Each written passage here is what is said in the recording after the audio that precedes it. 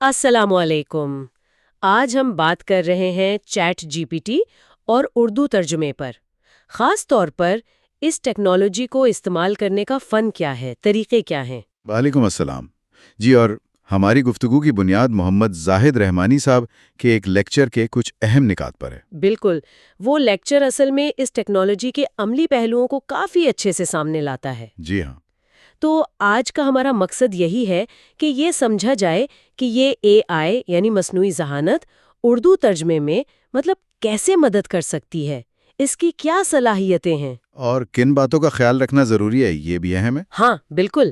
تو آئیے ذرا اس موضوع کی گہرائی میں چلتے ہیں۔ تو سب سے پہلا سوال تو یہی آتا ہے ذہن میں کہ یہ ٹول آخر اردو ترجمے کے لیے اتنا کارآمد کیوں سمجھا جا رہا ہے؟ دیکھیں، لیکچر میں جو بات نمایاں تھی وہ یہ کہ ایک تو یہ وقت بچاتا ہے، کافی زیادہ۔ اچھا، وقت کی بچت، یہ تو اہم ہے۔ جی اور یہ کس قسم کے مواد کے لیے زیادہ مفید ہے؟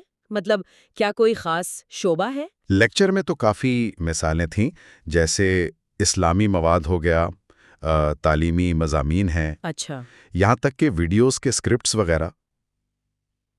اس کا دائرہ کار کافی وسیع ہے۔ او واہ، یعنی طلباء سے لے کر یوٹیوبرز تک بہت سے لوگ فائدہ اٹھا سکتے ہیں۔ جی بالکل، یہی بات لیکچر میں بھی کہی گئی تھی۔ ٹھیک، تو استعمال شروع کرنا کتنا آسان ہے؟ کوئی بہت تکنیکی چیز تو نہیں؟ نہیں، اصل میں یہی تو اس کی خوبی ہے۔ استعمال شروع کرنا بہت آسان ہے۔ بنیادی پرومپٹ جو ہدایت آپ دیتے ہیں وہ بہت سادہ ہے۔ جیسے؟ بس آپ لکھیں translate the following into Urdu اور اس کے آگے اپنا انگریزی متن ڈال دیں۔ بس اتنا؟ ہاں، بنیادی طور پر اتنا ہی۔ لیکچر میں ایک مثال تھی، indeed Allah is with those who are patient. جی، اس کا ترجمہ فوراً آ گیا، بے شک اللہ صبر کرنے والوں کے ساتھ ہے۔ بہت سادہ اور کافی حد تک درست۔ اچھا، یہ تو واقعی آسان لگ رہا ہے۔ لیکن وہ جو آپ نے اسلامی مواد کا ذکر کیا، جی، کیا یہ سادہ ترجمہ وہاں بھی کام کرتا ہے؟ مذہبی متن تو زیادہ حساس ہوتا ہے۔ ہاں، یہ بہت اہم سوال ہے۔ لیکچر میں اس پر بات ہوئی کی، کچھ مثالیں بھی دی گئی تھیں۔ کون سی مثالیں تھیں اگر آپ کو یاد ہو؟ جی، جیسے ایک حدیث شریف کا حصہ تھا، "The best among you are those who learn the Quran and teach it." ٹھیک۔ اس کا ترجمہ آیا، تم میں سب سے بہتر وہ ہے جو قرآن سیکھے اور دوسروں کو سکھائے، جو کہ بہت اچھا ترجمہ ہے۔ ہاں، یہ تو بہت خوبصورت اور باادب لگ رہا ہے۔ اور ایک قرآنی آیت کی مثال بھی تھی، "اِنَّ مَعَ الْعُسْرِ يُسْرًا." جی، بے شک تنگی کے ساتھ آسانی ہے۔ بالکل، بے شک تنگی کے ساتھ آسانی ہے۔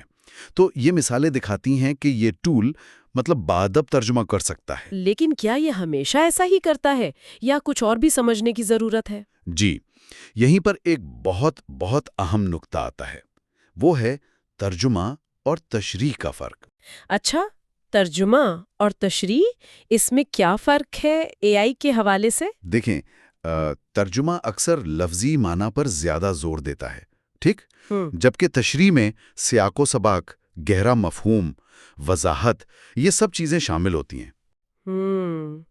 دلچسپ بات یہ ہے کہ چیٹ جی پی ٹی ایک طرح سے دونوں کر سکتا ہے۔ اوہ!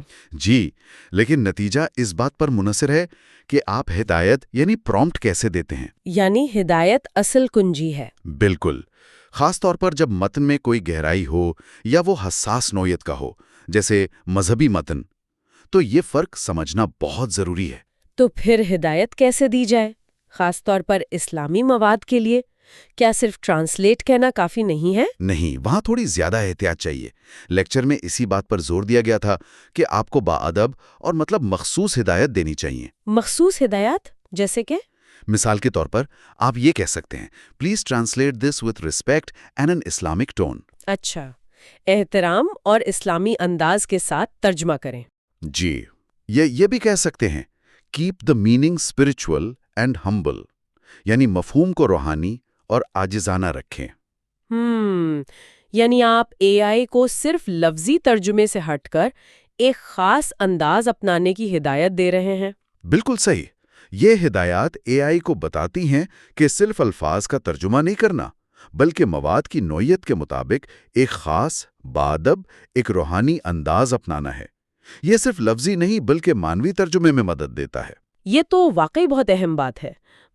ٹیکنالوجی اپنی جگہ، لیکن انسانی فہم اور ہدایت کا کردار اب بھی مرکزی ہے۔ جی ہاں، بالکل۔ یہ صرف ایک ٹول ہے، اسے استعمال کرنے والا اہم ہے۔ اچھا، چلیں ترجمہ تو ہو گیا، لیکن کیا لیکچر میں اس کے بعد کے مراحل پر بھی کوئی بات تھی؟ جیسے اس ترجمے کو پیش کیسے کیا جائے؟ جی ہاں، آخر میں اس پہلو کا بھی ذکر تھا کہ ترجمہ کر لینا ایک بات ہے، اسے خوبصورتی سے پیش کرنا دوسری۔ ٹھیک۔ تو خوبصورت فونٹس جیسے اردو کے لیے جمیل نوری نستعلیق بہت مقبول ہے۔ ہاں، وہ تو بہت خوبصورت فونٹ ہے۔ جی، اور ساتھ میں مناسب ڈیزائننگ ٹولز کا استعمال، یہ سب مل کر ترجمہ شدہ مواد کو زیادہ پرکشش اور مؤثر بنا سکتے ہیں۔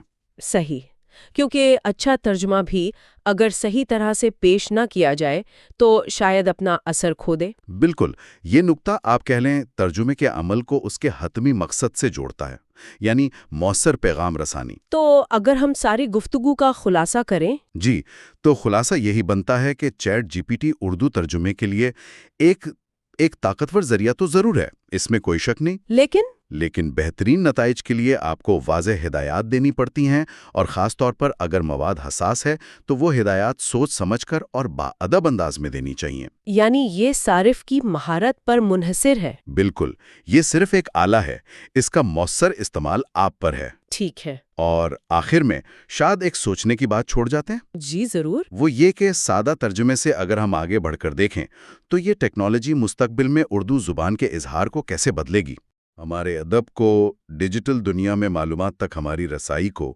یہ کس طرح متاثر کر سکتی ہے، یہ ایک بڑا سوال ہے جس پر شاید غور کرتے رہنا چاہیے۔ واقعی یہ ایک بہت دلچسپ نقطہ ہے، اس پر ضرور سوچنا چاہیے۔ بہت شکریہ آپ کا آج کی اس گفتگو کے لیے۔ بہت شکریہ۔